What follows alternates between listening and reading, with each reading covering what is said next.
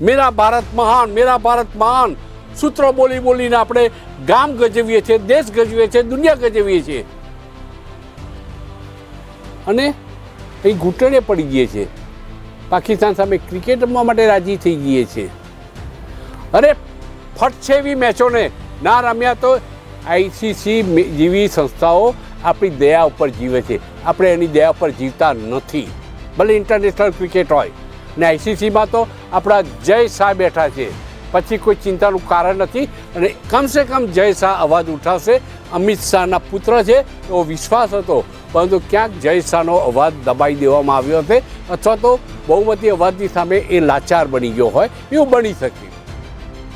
જય શાહને હું જાણું છું ત્યાં સુધી જય શાહ સરેન્ડર ના થાય, પરંતુ જ્યારે આ મેચ રમાઈ રહી છે ત્યારે જય શાહને પણ એક મીઠો ઠપકો આપવાની ઈચ્છા થાય છે કે જય શાહ સત્તા ઉપર બેઠા પછી તમે પણ બદલાઈ ગયા છો.